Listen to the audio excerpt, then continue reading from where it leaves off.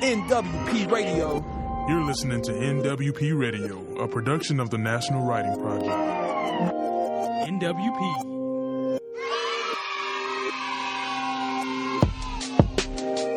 NWP Radio.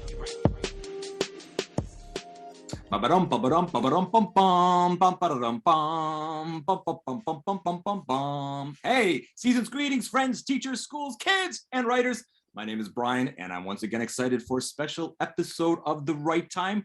This one, our first holiday edition. I couldn't wait to decorate my home this year, and I have two very specific reasons for this. The first is I have a new puppy, Carol, Lynn, Karma, Carrot, Cupcake, and it's her first Christmas. And with the lights up, we can now have a Christmas Carol.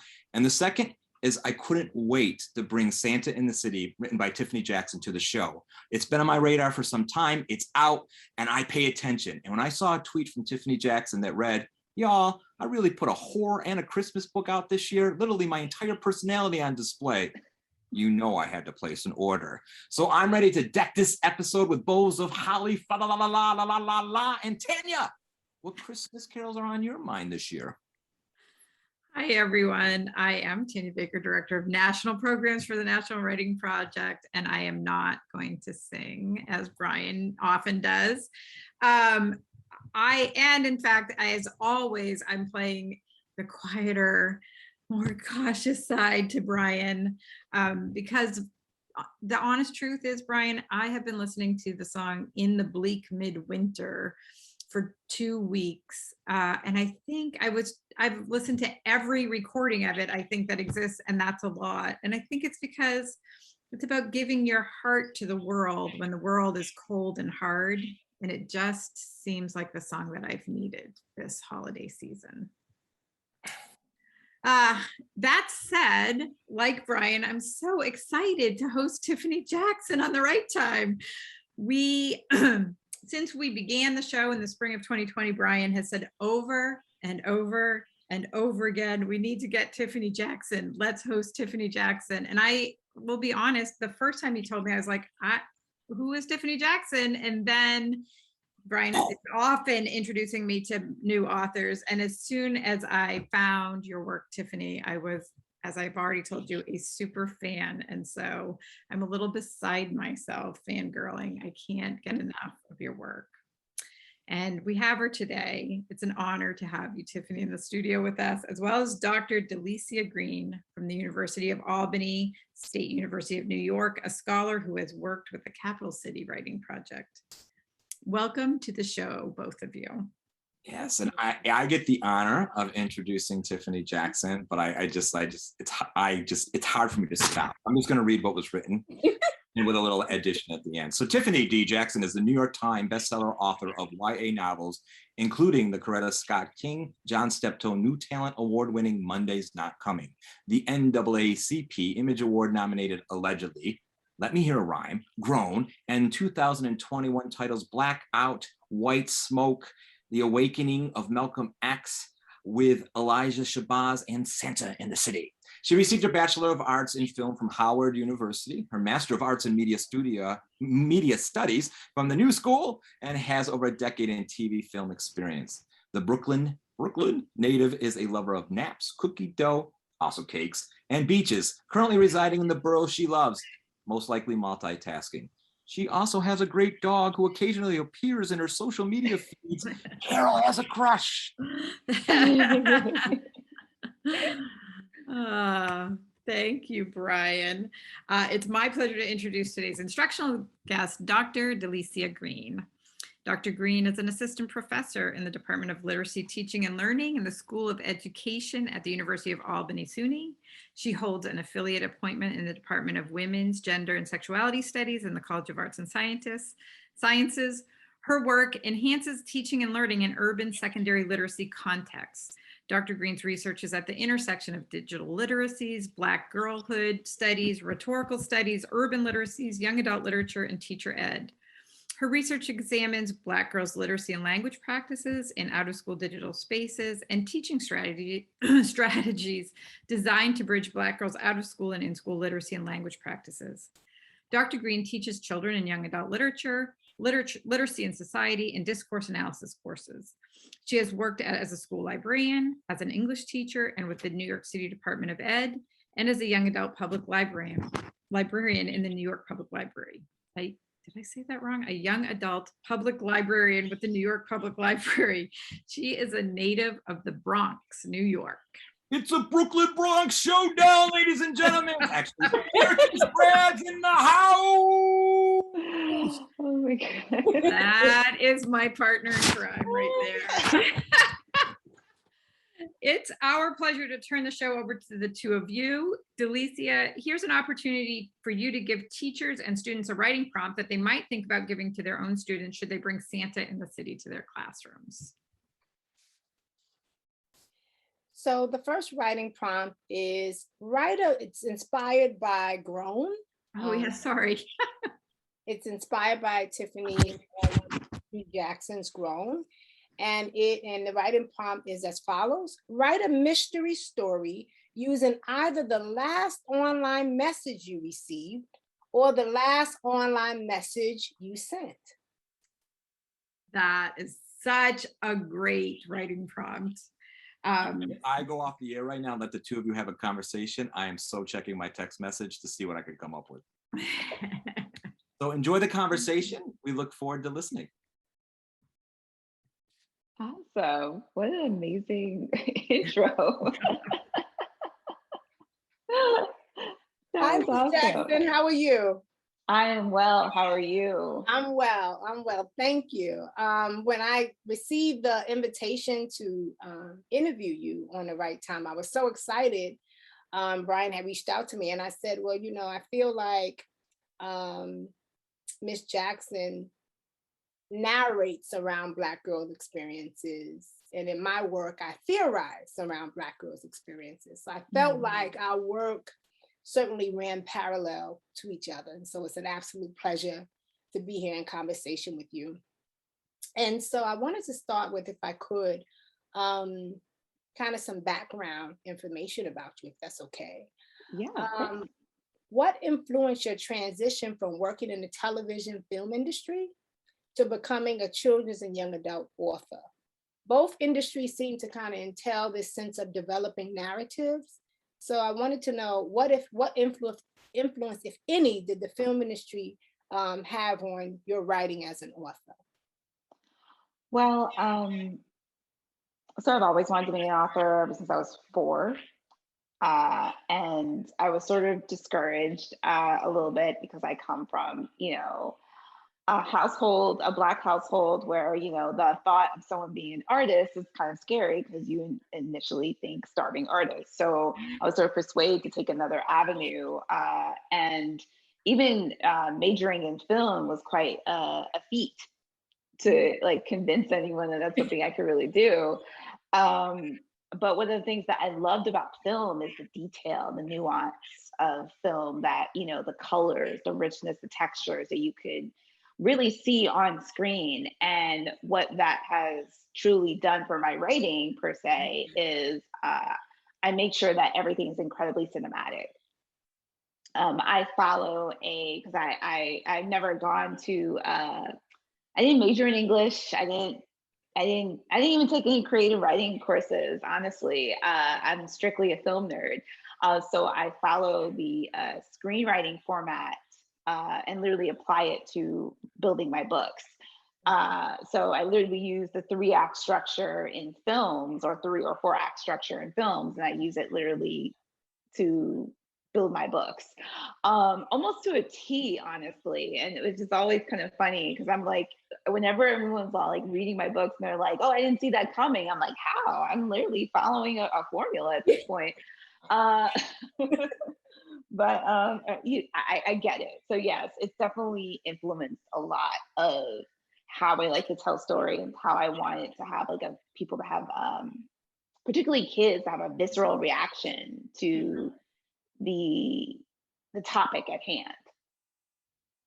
Thank you for that. I know when I was reading Grown, I was also talking to a colleague of mine, and she had already read it. And I was like, no, no, he didn't.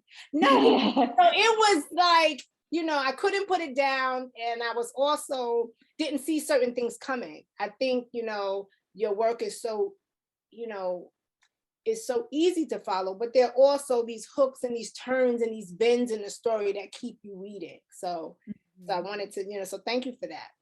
I wanted to know what author novel inspired you as a young adult, and also as an adult, you know, so what author novel inspired you as a young adult, and now what author author novel inspires you?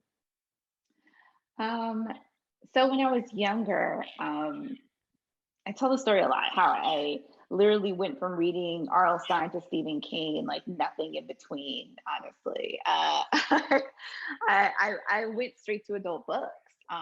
So I didn't really have young adult novels that I leaned on, because I honestly didn't even know the genre really existed until I ended up starting to query my own novel. My first novel, Allegedly, I originally went out to find an agent. I queried for an agent as an adult novel. And I got rejected for about over a year, maybe a year and a half. And I was ready to quit writing. I was kind of like, this is ridiculous. Like I keep, you know, it's been years, I can't seem to get published, and I know this book is good. And then it was actually Tahari Jones, who wrote American Marriage, who told me that, well, your book sounds like a young adult novel. And I was like, oh, what's that?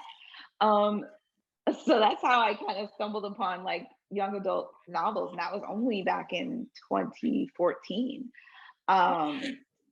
So I sort of got reintroduced to this genre. And I'm not suggesting like there are books that I didn't even realize were young adult, but I was reading it as an adult.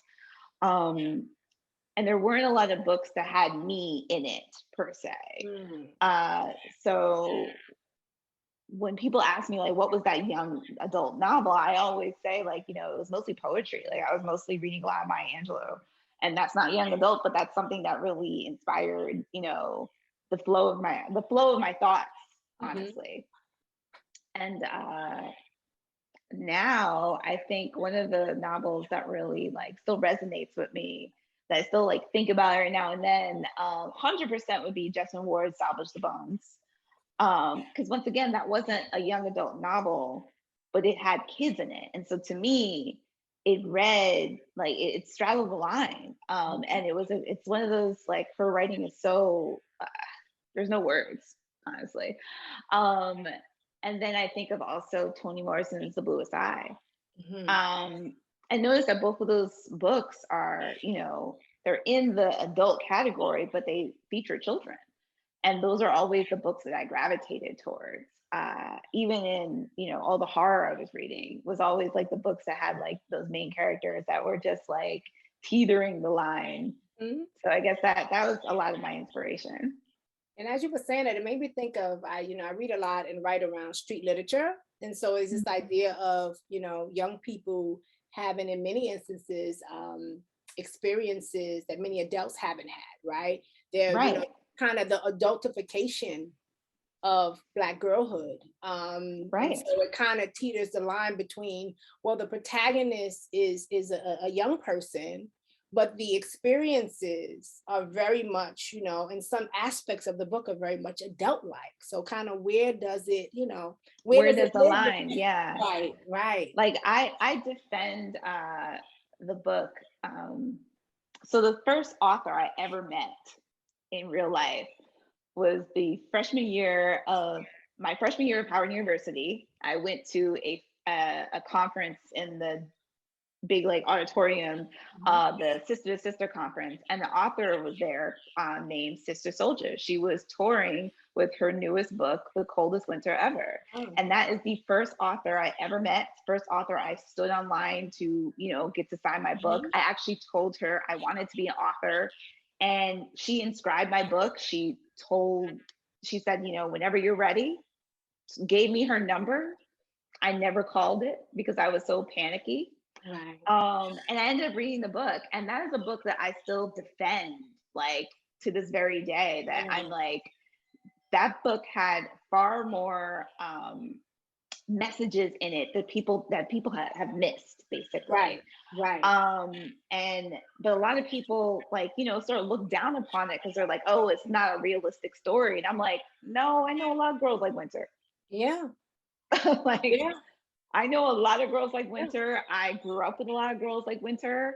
And I think we need to acknowledge the fact that just because you didn't live that experience doesn't mean that experience doesn't exist. Yeah, that it doesn't belong to someone, right? Yeah. Right. So as you mentioned that, so what was your last book you read? And also, what was the last movie? I know you have a film background. So what was the last book you read, or what are you currently reading? And what was the last movie you saw? Oh, I feel like I've been watching nothing but Hallmark movies the last like week. So I can't even tell you the name of the last Hallmark movie. It follows the formula of whatever the rest of the Hallmark movies are. Around this time of year, it's nothing but like Christmas movies and Hallmark movies and love and all that kind of fun stuff. The last book I read, I feel like the easiest way to answer this question is to open it up. Because I listen to a lot of books, you know, while I'm like, you know, doing other things. One of the last books I read was The Guest List by Lucy Foley, I believe. I also was listening to Wonder Woman, The Warbringer by Leigh Bardugo. That's a fantasy novel. Trying to get into the head of that I'm in the middle of. So that's like a couple, and I'm reading a couple of books that aren't coming out yet. I'm doing some blurbing, so I'm not allowed to talk about those yet. But yeah, I get it. So it's a lot of dual like multitasking reading. Okay. So you read multiple books at the same time. I have to kind of read one at a time, but you read multiple books at. Sometimes, yeah. Sometimes I have to, like, if I'm like getting like, and especially if I'm reading mentor text to kind of get me ready for a next story, I'll dip into different books. And the only way I'm able to do that is a lot of times it's if I'm listening. If I'm just listening to the story while I'm driving or doing chores or my hair or something like that, like that's the way I'm able to kind of accomplish that. I wanted to jump in a bit into Grown, if that's okay. Yeah. So on the cover art for Grown, Chanty is serving up side eye. Well, at least that's what I see. I see side eye. Who is she serving side eye to, and what might she be thinking? Oh, I mean, you're not supposed to have a favorite cover, but that's definitely one of my faves, man. That was the cover. And then the chin up, and then look, I'm just she's giving me something. It's she's serving up something. I feel like she is really sort of judging a lot of people that are judging her. Because I think there is something to be said about, you know, that manipulation that she goes through throughout the novel, where she feels like she's in the right. And that honestly, that happens a lot to victims who've been groomed to be a certain way, is that, you know, they're manipulated, and, you know, the psychological warfare that they go through, they think that they're, you know, the predator that has groomed them is right. So everyone who's telling them they're wrong, they oftentimes are judging those people like, oh, this person is stupid. They don't know anything. Not like, you know, this person, the man that I'm in love with, and hence the man I'm in love with. So I think that's a lot of, and I've seen it so many times in a lot of cases where, you know, a woman or a young woman is in like very fierce denial, and fiercely are protecting the person that, you know, is actually the predator. And so that's one of the reasons. So if I would say anything, I think like Chanty throughout the most of the book was sort of judging other people. Thank you. And so in Grown, it seems to have a double meaning. Society perpetuates the adultification of Black girls, which entails being labeled as grown and fast and hot in the pants. Society also perpetuates grown men preying upon Black girls, right? even if it is in the form of turning a blind eye to what is taking place. How does grown both make visible and disrupt these societal norms? I think the biggest way to disrupt societal norms is to start with kids. Because kids are sort of, they're the ones that are really going to change the society. It's very hard to change adults. It's very hard to get adults to see clearly, especially when you have grown up with such standards and practices and biases. It's hard to kind of crack through that. So if we start young, if we really sort of like lay out the scope of a problem to a kid and put out all the facts on the table, and grown is really just a starting point to the conversation. It's not the full conversation in itself. But if you do put out all the facts, kids really pick it up and they understand it. And I've gone to so many virtually, I've gone to a lot of school visits and I always see a light bulb click over a boy's head. And they're like, wow, I never even thought of that. Or they'll hear another version of facts. And then you see it from a character's point of view, you see it from a victim's point of view, and it totally changes the way that they actually see things. And they're able to sort of have these conversations with adults who are oftentimes victim blaming. And so I believe if we need to change societal norms, we need to start with kids. We need to start with the young people who are actually going to change the earth. And that's always been my mission. So oftentimes when people ask me about my books, if they're a little too hard hitting, I'm like, in like 2-3 years, these children are going to be voters. They are going to be adults in the world. They are going to be the ones that are going to change some of these practices, and they're going to be able to work with organizations that are going to be able to help these victims. So yes, I do want to talk to those kids about these type of, especially the stereotyping and adultification, as you mentioned, of young Black girls. With the study that's been done at Georgetown, I mean, these are like viable facts. Yeah. And so whenever I present grown to classrooms, I always pull up this video that literally brings an entire, this is exactly what happens to Black girls. And the fact that these are statistics, you can't really argue with statistics. No one's lying here. These are actually just factual statistics. These aren't opinions. And once you bring those type of things to the table, it changes the dynamic of how people address the problems at hand, I suppose you could say. It makes kids look at their peers differently. I wanted to also, the next question, I wanted to shout out Dr. Marcel Haddix and Dr. Courtney Malden. They're at Syracuse University, and they're just finished reading Grown with some young Black girls in the community, and the book club is called Breed Love. And so this question is from the group. What are broader messages about consent that you wanted to convey in the novel Grown?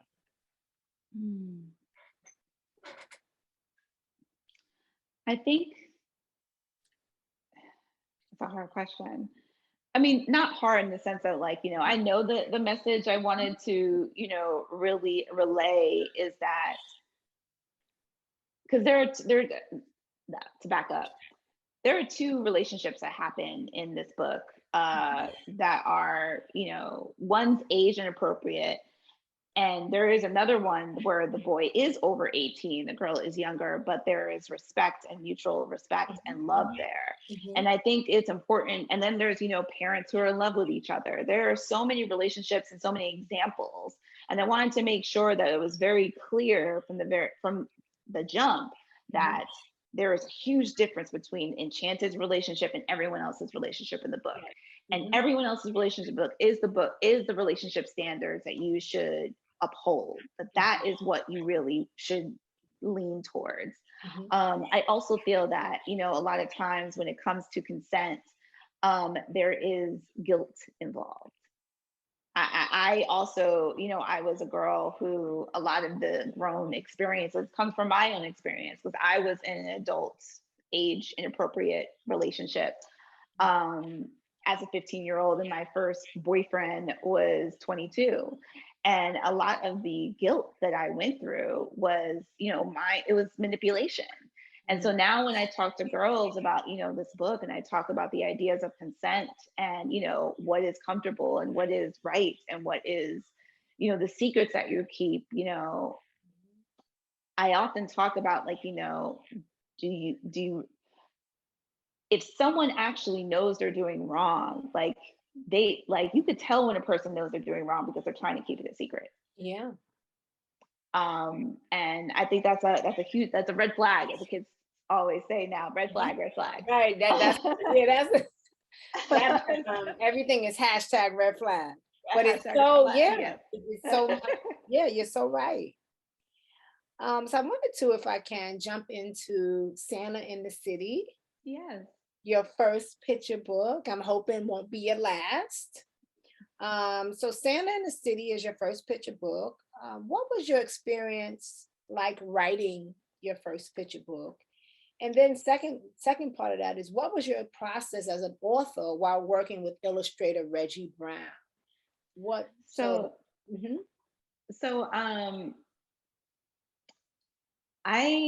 Picture books are hard. I'm just gonna put that out there. It's probably the hardest book that I feel like I went through a lot of drafts of this book, and the book is not even 1,000 words. But there's something to be said, and that's why I feel like picture book authors are the most amazing authors out there, because they have to convey a story within a certain minimum word count, and the artist basically takes those words and they do with it what they will. You can give a little creative direction here and there, but otherwise, you're kind of going in blind at the end of the day. And that was a really new experience for me, especially, I'm a bit of a control freak. And so yeah, I'm a little type A-ish. I'm a little type A-ish. I'm very type A. So basically what happens is that you write a story, you give it to the editor, and the editor gives it to the artist, and you and the artist don't talk like at all. So for me, it's like, there's an artist out in the world I'd never met before, and he's just working on my words, and I'm just like, I have no control of the situation.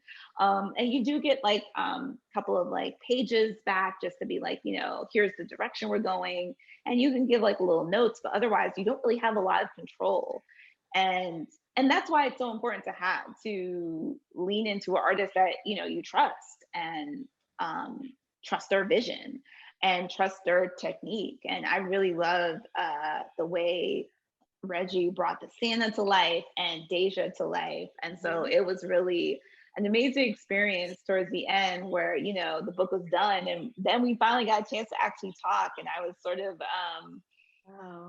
saying how I really wanted to have, I went to a pretty diverse school in Brooklyn. I went to PS 261 in Brooklyn, New York. And we had all kinds of kids.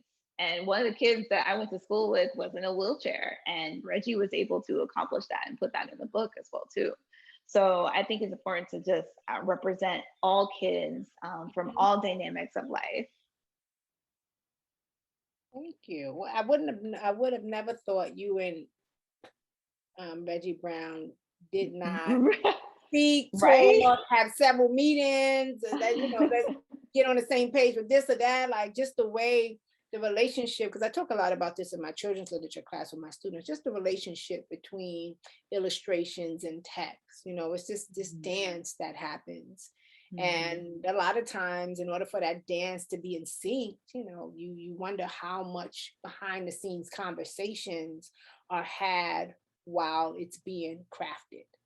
And so as you're talking to me, I'm just like, that's amazing that, you and him had not had conversations, and yet the book does this dance, if you will. Yeah. The illustrations and the print are in sync, in such a beautiful way. So I just wanted to say that.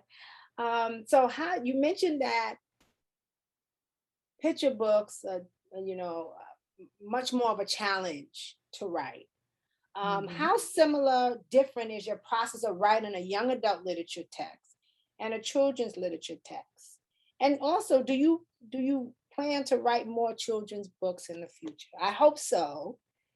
but Um, yes. So I think, I mean, I feel like this idea was such a bolt of lightning. It just, it was due to a conversation I was having at a conference, with a couple of writers who were like, you should totally write a picture book. And I was like, I don't know what I would write about. I mean, I only have like one maybe story. And I explained how, when I was growing up, I believed in Santa till I was like 10 or 11. And it was because my mother, I always had a lot of questions about Santa, and she would have all the answers. Like, I used to ask, like, how does Santa visit us if we don't have a chimney? Because we lived in a Brooklyn apartment. And she said, oh, well, Santa has a key like the super. And she had very practical answers for like everything. And she had all my family, my neighbors, all the bodegas, everyone was involved in keeping up this charade, to the point that I used to go back to school and, kids would try to tease me and be like, oh, there is no Santa. And I would be like, well, Santa probably doesn't bring you presents because you're bad, because Santa brings me presents. And they would be like, well, how does he do this? And I have all the answers. And like literally you could see the wheels turning in kids' head, like, huh. So I think that, and I told these other writers this story, and they were like, that is a whole picture book. And I'm like, really? So trying it out and like kind of giving it to my agent, and we like, exchanged some notes. It was very much I feel like I was throwing like, spaghetti against the wall, seeing what stuck.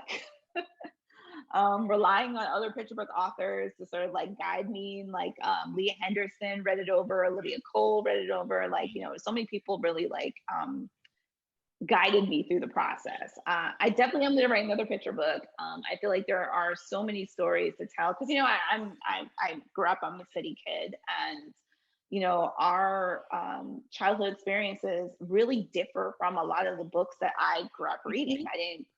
I didn't grow up in a house, so I didn't have the experiences that I always thought other people had in homes with yards and driveways and cars. Like, I didn't have a lot of that. That's the same with me. Yeah. Yeah. So my next picture book takes place during Halloween, and it talks about the idea of, where kids go trick-or-treating in the city. Because we have so many options. We either trick-or-treat in huge apartment buildings. We have harvest parties. We trick-or-treat down like Smith Street or Court Street. We have so many different options, and versus like what maybe kids would do in the suburbs, where they have like houses to go to. So it's a different sort of experience. And I think it's important. There's so many cities with kids that I feel like it's important to actually have that described. And I feel like that our stories are just as worthy to be told. And and to me, and I was just having this conversation earlier today with another author, I was like, I feel like this is going to be my legacy, where I talk about my childhood in such a positive manner, because people always think that, growing up in the cities are so dangerous. And like, I had the best time of my life was growing up in the city. So did I. When I show people that I'm from the Bronx, they're like, oh. Like, and I don't say it with, I don't give a downtrodden energy around it. I say I'm from the Bronx. Yeah. So yeah, and I you don't know what to do with that, because there's so much of that stuff that they have to unpack. But so you don't want to feel like you have to oversell where you're from. Where you're from and what your experience is what it is. And so I've had a wonderful experiences growing up, but it's just kind of just the tone and tenor that people place on my experience. My experience was good. I don't know why what are we doing? Yeah. Like I acknowledge that a lot was going on during the 90s. I acknowledge that completely. Yes, absolutely. But doesn't mean that, my childhood wasn't filled with joy and love. Absolutely. And family. And I feel that, especially for kids, like, I don't want them to also feel ashamed. Right. Because they don't have the same experiences they see in all these other picture books that are pushed in front of them. So I think it's important for us to have those type of, I think about going to the library and how like I never saw books with me on the cover face out ever as I was growing up. And I was surrounded by libraries. So Right. I feel like that's something that is also, it's important that we be intentional about how we sort of pivot the narrative so that kids could be proud of, their experiences, their childhood, or what they are going through at that moment, and look at it with positivity rather than shame. Thank you. I wanted to add, this is the final question. And so it really talks about and focuses on Black girl geographies, and that, Black girls have many different experiences, and how you capture city life in this book. And so in a lot of ways, it made me really think about my own experiences, because I grew up in the Bronx and everyone lived in an apartment building, at least people, in the neighborhood. No one lived in a house. And so central to the story are elements of city life, including apartment buildings, Ortiz Bodega. You know how central bodegas are to New York City. Yes. Right? You already know. King Plaza Shopping Center and apparel rep in Brooklyn. Why was it so important to capture a young Black city girl's curiosity about Santa's access to her apartment? How does Santa in the city depict the inclusive Christmas for not only Deja, but all children? I think when we talk inclusivity, we need to think about, places that people live and their culture. My culture was rooted in West Indian culture. So a lot of times, I've spent summers in Jamaica. I've gone away to Christmas for Jamaica, and I would have all these questions of how Santa is going to find me. We don't have snow out here. But then I also think, when we first started to pitch this book, I thought also about kids who live in like Miami, who never experienced snow and they only have like palm trees, or, kids who live in the desert or California, how everyone's experiences are also different. And it doesn't even have to be an apartment building in a city. It's also about just the fact that, everyone's environment isn't always the same. And so we shouldn't just fall back on the default that it should be, a house with, 2.5 children, a mom and a dad. So I think it's important for us to, like you mentioned, like having that inclusivity, making sure that kids feel secure and safe, and also exposing kids to different environments, because a lot of times when you fall back on the default, they often find themselves surprised by anything that is different. Absolutely, because it becomes this single, there's a single story. Right. And I think Chimamanda Ngozi talks about this idea of the danger of a single story. If you see something repeatedly, you don't see other representations, racially, ethnically, culturally, geographically, then everything else that doesn't fall within this dominant narrative is seen less than, or not seen at all, or pathologized if seen, right? So yeah, and shout out to your mama, because I think your mama really, she inspired kids to inspire. Shout out to your mama. I mean, she definitely is taking all the credit here, because a lot of my creativity comes from the fact that she was just an awesome liar, and I find that that's where I was like, I'm really like reaching back to that, to her ability, straight face, being able to tell me all the different things that are happening. And it does like bring up the idea of, the idea that everyone thinks that there's only a white Santa. And I always have to explain to people, I was like, Santa is a magical being. He is all things. So do not fall into the trap of just like the default.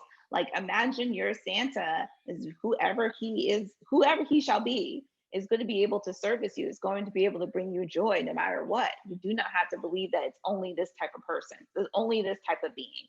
So I think it's important for us to lay that foundation from all angles, from parents, from homes, from schools, from libraries. I think it's important for us to, keep the door of inclusivity open. I hope that's a word right. Oh, I just want to point out that there's several other things that are magical besides Santa.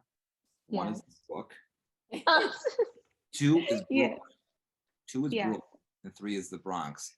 You two in conversation with one another was absolutely magical. It was brilliant. It was wonderful. So much I had to get my frog Santa out, with a can in the season.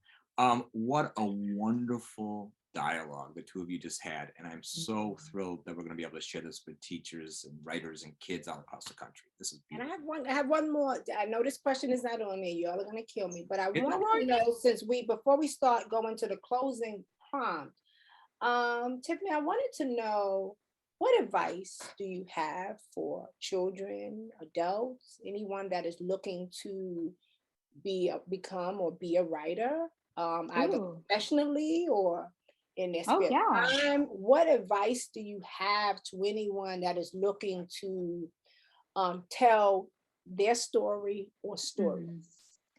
I always say these two things, and I'm gonna sound like a broken record, but it is what it is. Lean into rejection. Rejection is nothing but redirection in the right direction. That is literally the universe saving you from a closed door that you don't want to be a part of. So thank it and go to lean into what you really should be going towards. Also, it is 100% humanly impossible for everyone to like you. It's just impossible. Like, it's literally an impossible fact. This is something that I learned from a therapist, and it literally brought me so much joy. Because a lot of times, as writers, we get really tied up into rejection and criticism, and we get tagged in trash reviews and all that kind of stuff. And it made me realize that I'm focusing so much on this rather than focusing on the love. And I always focus on the love. And, the more you focus on the love and the joy that you actually are receiving, you get that 10 times more. So once I stopped paying attention to the people, because those are not my audience, those are not my people, and I started to actually focus on my people, on my readers, that readership blew up. So to me, I feel like that's the biggest part, is to not focus on, the negativity and what you're not getting and what you aren't achieving, and focus on what you are achieving. So I guess those are my two things I always tell people. It's really about pivoting your mindset on how you work. And that's on any level. That's in your teaching career. That is a student, whatever it is. It's making sure that you are mentally sane to kind of go into the world, and not focus on all the negativity, because that's only going to bring you down. That's never going to help you achieve your goal. Thank you for that. Thank you so much. So we love your work, Thank you. Of course, we love you, and we are happy. We just look forward to, any future work that you have. And we just look forward to, what the universe has for you as a creator. So as a creator. So, Sure. shout out to you and your mama. Shout out to your mama. Yes. Shout out to your mama. Yeah. Linda Jackson definitely wants to Shout out to her. So I guess the last, this is the closing writing prompt. The first one was inspired by Grown, and this one is inspired by Santa in the City. Write a letter to Santa about a problem in society that you would like resolved, and why it is important. Okay, so write a letter to Santa about a problem in society that you would like resolved, and also share why it is important. That's wonderful. That's wonderful. And I would have put it on the screen, but my Zoom application is acting bananas. It's good. I'm gonna write my letter to Santa Claus probably as a blog tonight. But I do have to tell you, I checked my last text from Delicia before the show began. Bri, you took on my question about the side eye? I have to add that one back in. That one is my favorite. I'm sure no one has ever asked her about the enchanted side eye on the cover, right? And that was it. No one has. That's Let me just tell you if I can. Let me just tell you a little bit, if I can. And you talked about being type A, so I understand. I just feel like we are kindred spirits, for many reasons. You're Brooklyn, I'm Bronx. Yeah. We're both doing work on Black girls and in ways that share their voices. And I had sent the list of questions to Brian, and I believe it was Stephanie.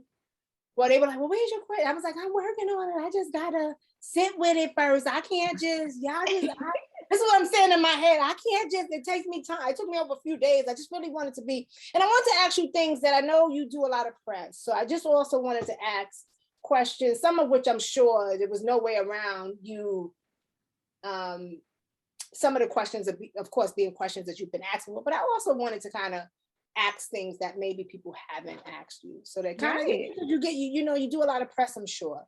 And so I think that was an awesome question. Yeah, so he said to me, we talked today. He was like, "Oh, I just consolidated some of the questions," and in my head I was like, "Consolidated." So when I saw the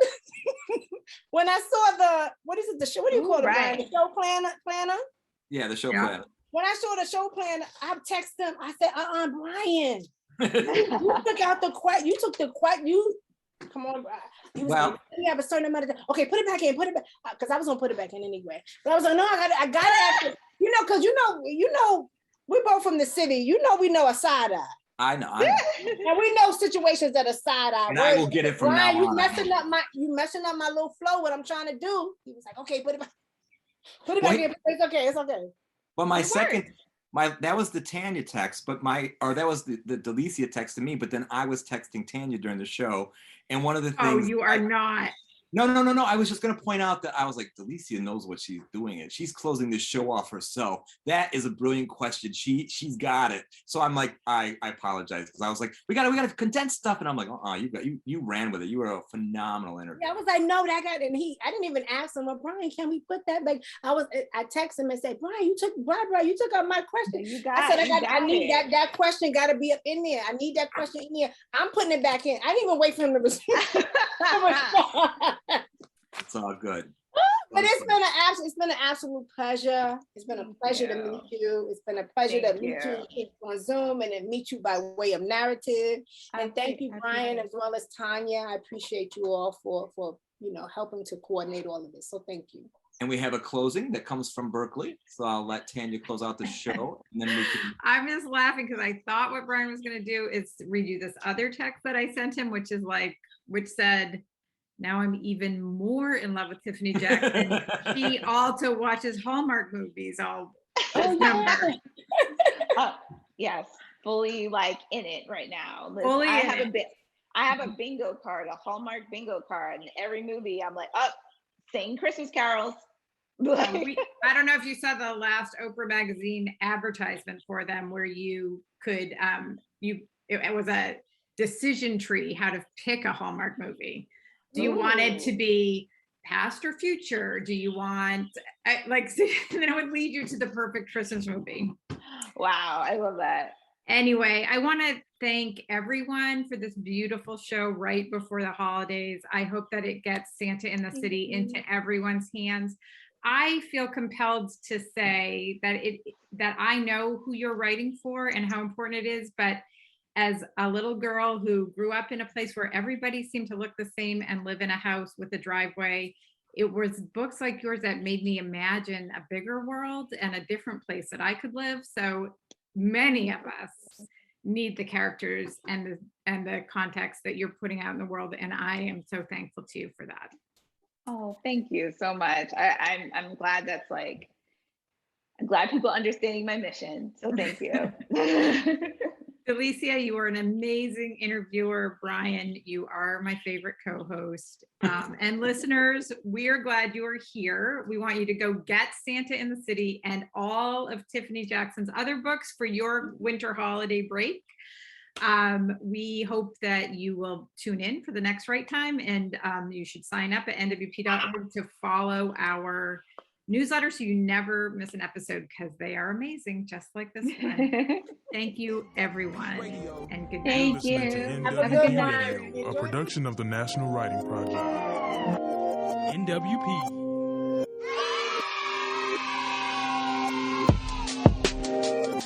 NWP Radio.